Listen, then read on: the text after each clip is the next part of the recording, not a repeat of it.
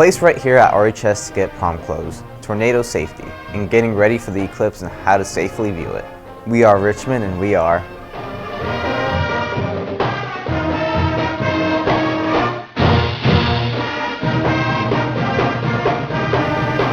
Hi, I'm Big Dave. It's been a busy week as we get ready for the eclipse.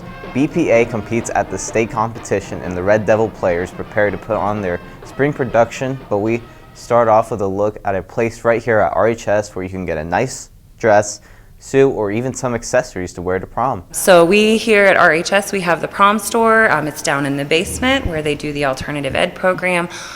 It is open to any RHS junior and senior who may need something to wear for prom but may not be able to acquire that otherwise.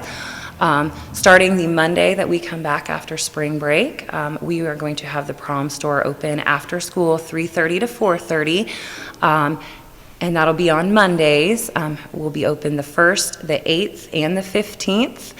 And you can just come down here to room R146 and you can sign up for a time slot anytime between 3:30 and 4:30. So remember to sign up to visit the Prom Store on the sheet outside of Ms. Hartman's room, R146. We want to congratulate the RHS BPA members who competed earlier this week at the state competition. RHS sent a record 27 students in 14 different events to the competition, and 21 of those placed in their events, including 8 that were state champions. Those state champs were Charles Frederick, Hannah Steerley, Jacob George, Lucy Couch, Chloe Chang, Gabriella DeMott, Avery Vandervoort, and Fred Mendenhall, who won 2 events. Next up will be the National Conference on May 10th in Chicago, in which 14 of the students qualified to compete. Good luck. As we count down to the solar eclipse on April 8th, we'll be sharing tips, interesting facts, and more each week leading up to it. Today we want to talk about how to safely view the eclipse. We're less than a month away from the total solar eclipse. You may want to get your solar eclipse glasses now, but where do you get them? There are a number of ways you can purchase viewing glasses, including right here in town, at Meijer, as well as some other stores. You can also go online to Amazon or other sites to order some. The cost isn't too high, ranging from a little over $1 to a couple dollars depending on where you buy them and how many you buy. The important thing to know is what to look for to make sure they're safe and will definitely protect your eyes while looking at the sun. If you look at the glasses, make sure they have the ISO 12312-2 certification. This means they provide adequate protection from the bright light of the sun as well as the UV rays from the sun. Remember, looking directly at the sun unprotected will permanently damage your eyes and could leave you blind. So be safe and make sure to get your solar eclipse glasses now. For On the Air, I'm Hannah Johnston. And speaking of safety, today wraps up Severe Weather Awareness Week. And as we close it out, we want to talk more about how to stay safe during a tornado. Earlier this week, we participated in the statewide tornado drill for Severe Weather Awareness Week. As part of the drill, we get down on the floor and cover up. But why do we assume this position during our drills? It's because during a tornado, the number one cause of injury is flying debris. Even in the EF1 tornado, the weakest tornado, winds can propel debris to nearly 100 miles per hour. In larger tornadoes, even the simple items like a fork or a piece of plastic become lethal objects. Even larger items like boards can pierce walls, and things like lawn furniture can do major damage. By getting down on the floor, we can avoid being hit by much of the flying debris. So what if you're at home or outside? At school, we have the safety of our hallways, but at home you should hide in an interior room and get down on the floor just like at school. If you have a basement, that's a good place as well, or lie down in a bathtub and pull something like a mattress over you. Anything you can do to avoid falling or flying debris. If you're caught outside, then lie down in a ditch to stay low and avoid debris.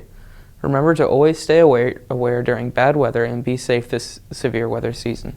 This weekend, we shouldn't see any severe weather, so it would be a great chance to get out and come see the Red Devil players' production of Typecast. Alright, I'm sure at this point during the first rehearsal, Miss Thespis would have broken out into some inspirational speech, where she would, using some barely relevant Shakespeare quote, she would try to pass off as her own. And then she'd tell you all to hold hands and Guys, to squeeze down the line as you share the energy with each other. So, to be or not to be? It's a play within a play where a high school's gym teacher produces the school play and casts all the wrong actors to make for a hilarious mistake-filled production. Come have a laugh and support local theater at one of their 3 performances this weekend, starting tonight at 7 p.m. and again tomorrow night at 7. Then there's a 2 p.m. performance on Sunday, all in McGuire Hall. Tickets are $5 for students and $10 for adults. Make sure to get out and support the Red Devil players this weekend. We have a couple of reminders for you for some RHS fundraisers. First up is the Riley Children's Hospital fundraiser. Look for the red buckets in your classroom to donate your spare change and bills to help Riley provide services to sick children. You will see these red buckets in all of your teachers' rooms, okay? So if you see a red bucket, put any sort of money that you have left over or anything that you feel like you can give in these red buckets. The winning department, whoever has the most money, will have to dress up like some sort of iconic group. That could be Scooby-Doo or the Powerpuff Girls or whatever, but it should be really fun. So please consider giving some change to Riley Children's Hospital in one of these red buckets. Thank you. And don't forget that next Wednesday you can help take Mr. Amix, Mr. Cox, or Mr. Gamber to the wall and help raise money for next year's prom. Just buy a strip of tape from the class of 2026 during lunch next Wednesday. Then put it on one of the 3. At the end of lunch, we'll see who sticks to the wall. Before we go, we want to wish good luck to the RHS track team as they compete in the blue and white relays at Anderson University tomorrow.